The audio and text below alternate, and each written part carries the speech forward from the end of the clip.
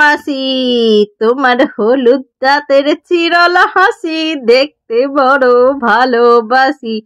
সত্যি মাসি, তুমি ভেবে দেখেছো কখনো তোমার এই যে হলুদ দাঁতের মধ্যে তোমার এই চিরল হাসিটা ঠিক দেখতে কতটা খতরনাক লাগে?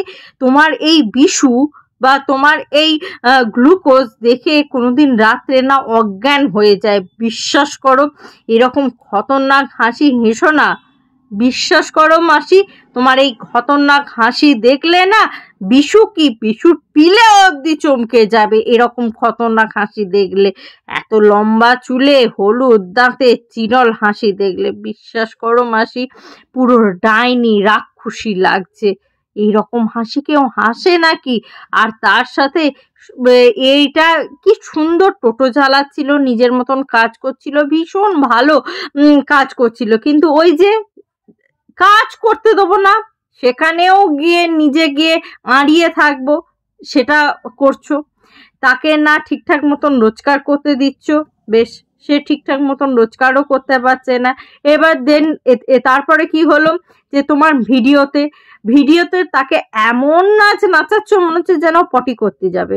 পটি পেয়েছে, পাতলা পটি হচ্ছে, একদম পশ্চাতে লেগে আছে, এমন ভাবে সে নাচ করছে।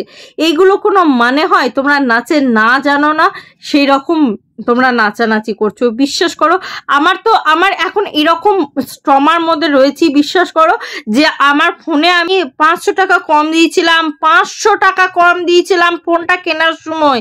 যে বার্গেনিং করলাম, দাদা দেখুন এত টাকা দিয়ে ফোনটা কিনছি, আমি 500 টাকা কম দেবো, 500 টাকা আমাকে ছাড় দিতেই হবে, নাহলে আমি ফোনটা নেবো না।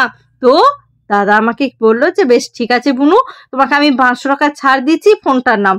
তো তারপর থেকেই ফোনটা যেই আমি নিলাম, তারপর থেকেই এইরকম কালপিটগুলোর ভিডিওগুলো আসছে। আমি বুঝতেই পারলাম ওই দাদাটাকে আমি 500 টাকা যে আমি কম দিয়েছি, সেই অভিশাপ লেগে গেছে।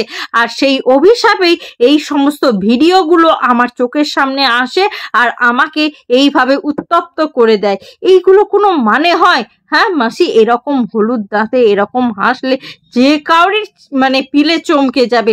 এইগুলো কি কোনো স্বাভাবিক জীবনের কথাবার্তা? এইগুলো কি কোনো ভদ্র সভ্যতার কথাবার্তা?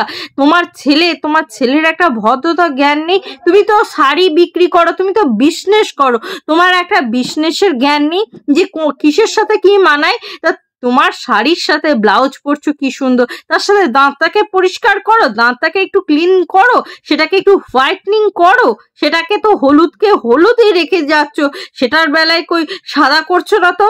সব তোমার ভালো লাগে, পরিষ্কার চামড়াটা ভাল লাগে, কই দাঁতটা সাদা কেন? দাঁতটা সাদা ভাল লাগে না, দাঁতের বেলায় কেন হলুদ ভাল লাগে? ছি মাসি, এইগুলো কিন্তু ঠিক মানাচ্ছে না। একটু সুন্দর দেখতে হও মাসি, না হলে তোমার এই বিশুর পিলে চমকে একদিন দেখবে হাতে চলে আসে। সুতরাং বিশুকে ভালো রাখতে গেলে, তোমার গ্লুকন্ডিকে ভালো রাখতে গেলে, আর তোমার সোনাদের ভালো রাখতে গেলে তো তোমার ওই চিরল দাঁতে হোয়াইটনিং করতে হবে, নাহলে মাসি সবার পিলেই চমকে যাবে।